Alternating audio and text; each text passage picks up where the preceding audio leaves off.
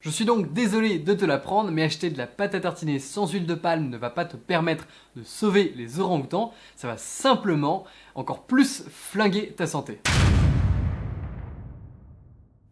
Tout a commencé avec une publicité sur Instagram pour une pâte à tartiner sans huile de palme. Ça m'a mis hors de moi. Pourquoi? Parce que c'est un marketing mensonger qui te fait croire que c'est meilleur pour ta santé et meilleur pour l'environnement. Aucun des deux n'est vrai et dans cette vidéo je vais t'expliquer pourquoi. À la fin, je te donnerai également une liste d'astuces pour consommer de manière plus responsable des pâtes à tartiner. Si tu es nouveau sur cette chaîne, salut, moi c'est Clément, je parle de nutrition et d'hygiène de vie dans le but de maximiser ton énergie au service de tes projets, qu'ils soient professionnels ou personnels. Donc, comme je te disais, ça a démarré avec une pub sur Instagram, tu l'as certainement déjà vu passer, d'une marque que je ne citerai pas, Foodspring. C'est Foodspring, la marque.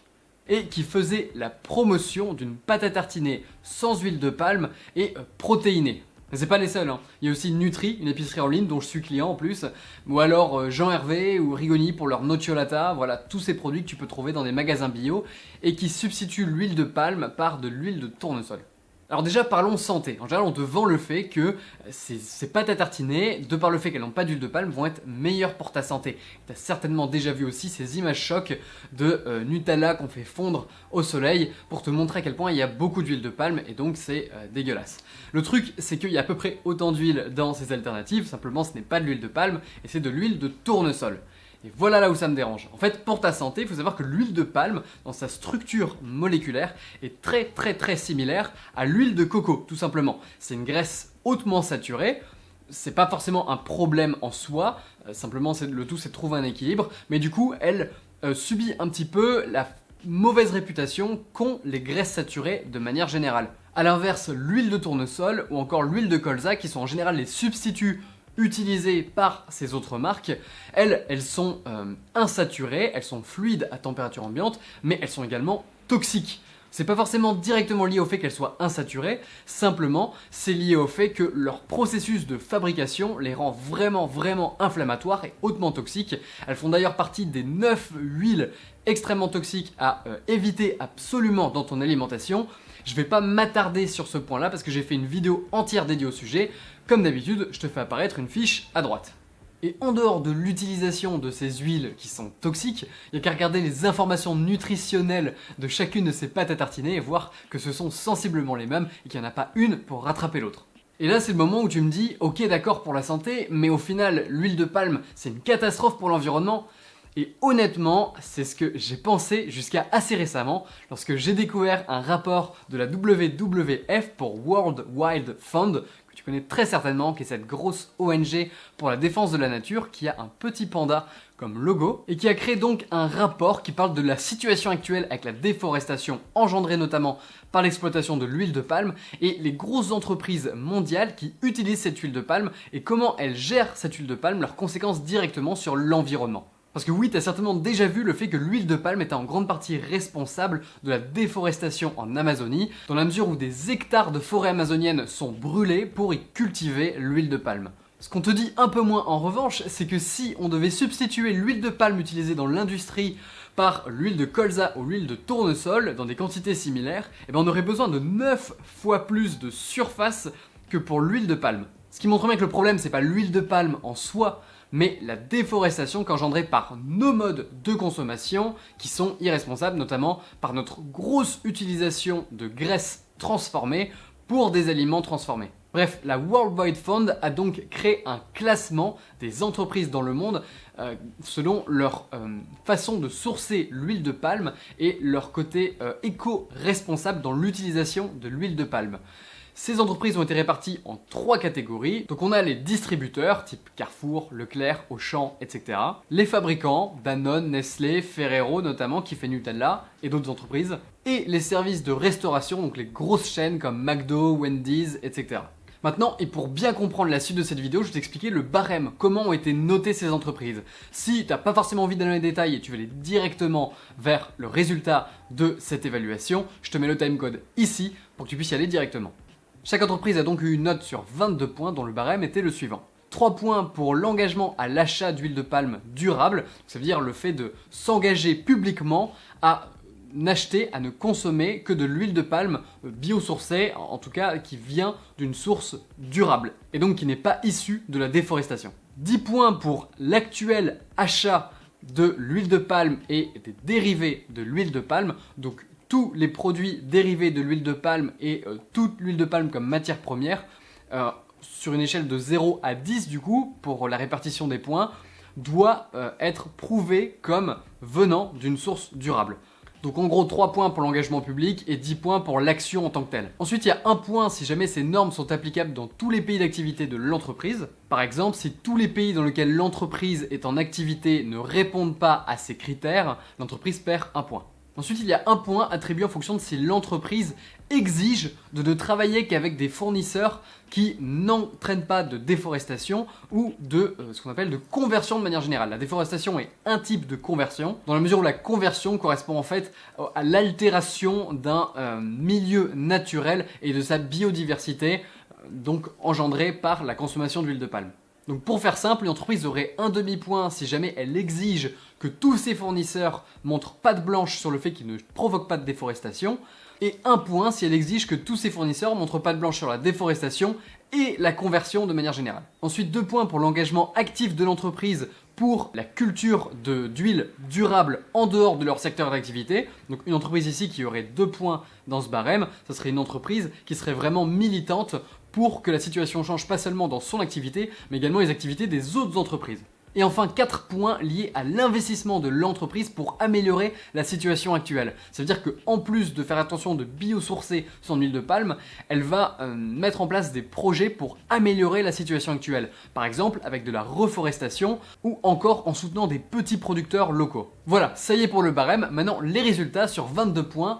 L'entreprise qui a eu le plus de points et qui est arrivée numéro 1 de toutes les entreprises du monde, suspense, c'est Ferrero.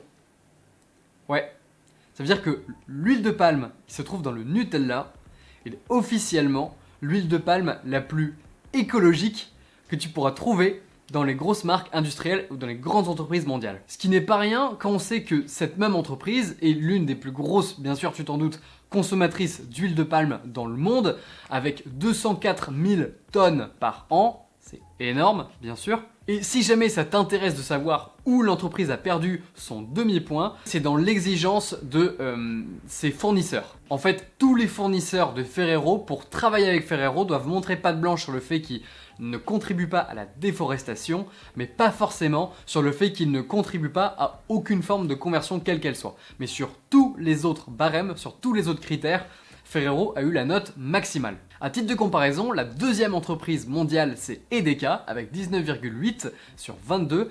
Edeka qui est donc un grand distributeur allemand. Et ensuite en troisième position, on a L'Oréal, entreprise française, pour 19,3 sur 22. Là aussi pour comparer, McDonald's consomme 90 000 tonnes d'huile de palme par an pour ses produits transformés. Donc c'est moins de la moitié de Ferrero, un peu moins. Mais elle n'a obtenu que 13,8 sur 22. En fait, suite au bad buzz qu'a entraîné l'huile de palme et la déforestation de l'huile de palme, Ferrero a fait un pivot énorme pour changer complètement sa production et il se trouve que du coup depuis 2015, l'entreprise est vraiment actrice de changement à ce niveau-là. Et d'ailleurs, pour s'assurer que l'entreprise respecte ses engagements, c'est une société française, c'est Airbus, qui surveille les activités de Ferrero par image satellite pour s'assurer que ses productions d'huile de palme soient durables. D'ailleurs pour la petite anecdote, en 2015 je travaillais chez Airbus et j'avais vu passer ce projet. Petite parenthèse, n'hésite pas à mettre un pouce bleu en dessous de cette vidéo, ça permet de montrer à l'algorithme YouTube qu'un petit créateur comme moi fait du contenu intéressant et ça m'aide beaucoup. Maintenant d'autres entreprises qui sont intéressantes à mentionner je pense, il y a notamment Leclerc qui a eu 11,3 sur 22, Carrefour qui a eu 12,8 sur 22, et Whole Foods, tu sais cette grande chaîne de distribution américaine de produits sains et bio. Eh bien, elle a eu 8,3 sur 22. D'autres entreprises françaises comme Lactalis, Jacquet Brossard, Deli-France ou encore Auchan ont carrément refusé de répondre à cette étude. Alors, qu'on soit bien d'accord, j'ai pas d'action chez Ferrero, absolument pas, cette vidéo n'est pas sponsorisée par Ferrero, et de toutes les façons, et il me laisserait pas te dire ça, le Nutella, et même la pâte à tartiner en général, c'est pas un aliment qui doit faire partie de ton alimentation quotidienne, c'est un aliment plaisir, c'est pas un aliment sain, et je dirais même que le Nutella, c'est bien connu, ça reste dégueulasse pour ta santé, notamment à cause de sa quantité énorme de sucre et de graisse qui déséquilibre totalement ton alimentation. Alors du coup concrètement, qu'est-ce qu'on fait? Qu'est-ce que tu peux faire?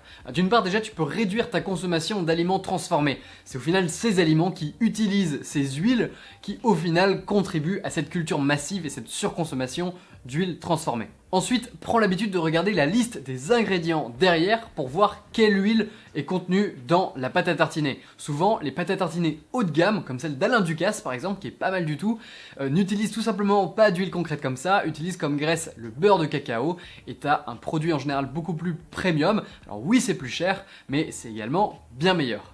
Ensuite, renseigne-toi sur l'entreprise qui a fait le produit, privilégie de l'huile de palme qui, elle, est respectueuse de l'environnement et ne te laisse pas avoir par des simples techniques marketing. Enfin, tu peux partager cette vidéo autour de toi pour sensibiliser ton entourage à ce sujet. C'est vrai que ça aiderait pas mal la chaîne, mais entre nous, on a tous un pote qui ne jure que par le nocciolata ou qui se vante haut et fort de ses habitudes de consommation sans huile de palme. Et je compte sur toi pour lui envoyer un petit message privé avec cette vidéo. Je suis donc désolé de te l'apprendre, mais acheter de la pâte à tartiner sans huile de palme ne va pas te permettre de sauver les orang-outans, ça va simplement encore plus flinguer ta santé. Alors qu'on soit bien clair, mon but c'est pas simplement de montrer du doigt des entreprises comme Foodspring, comme Nutri, comme toutes ces entreprises qui utilisent de l'huile de tournesol. Simplement je pense que c'est important de faire la différence entre du greening et du greenwashing. Le greening ce sont les actions réellement durables faites par conviction. Le greenwashing ce sont les actions a priori durables mais qui sont simplement faites dans un but marketing. Et en ce qui concerne ces entreprises, il y a deux possibilités. Soit elles sont au courant des enjeux durables de l'huile de palme et versus l'huile de tournesol et l'huile de colza, auquel cas c'est grave parce que c'est un manque de valeur profonde et c'est un opportunisme financier, donc simplement elles surfent sur la vague de l'huile de palme et de cette dimension pseudo-écologique à but purement lucratif. Soit c'est tout simplement de l'ignorance, donc ces entreprises ne sont pas au courant de ces enjeux écologiques, mais selon moi c'est pas moins grave, parce que quand tu te positionnes sur le marché avec un marketing d'acteurs pour le changement, d'acteurs éco-responsables, tu te dois de te renseigner un minimum sur le sujet avant de faire ton grand justicier et de promouvoir des valeurs qui en soi n'ont pas vraiment de fond. Si tu veux creuser le sujet, je t'ai mis en description un lien vers le rapport de la WWF qui est très bien fait. Je t'ai aussi mis un article de l'Union internationale pour la conservation de la nature. Sur ce, je te dis à très vite pour des prochaines vidéos. D'ici là, prends soin de toi. Ton cerveau te remerciera. Merci d'avoir regardé cette vidéo jusqu'au bout, j'espère qu'elle t'a plu. Si tu veux aller plus loin, je t'ai fait une vidéo sur les 5 habitudes qui ont le plus changé ma vie. Après des années d'auto-expérimentation, il y a vraiment 5 habitudes qui ont eu en tout cas le plus d'impact sur mon quotidien avec un minimum d'énergie. La vidéo, si elle t'intéresse, tu peux la télécharger en cliquant sur le bouton ici. Je ne sais pas combien de temps elle va rester en ligne, je change régulièrement d'offres gratuites, donc n'hésite pas à la télécharger dès maintenant et je te dis à très vite de l'autre côté.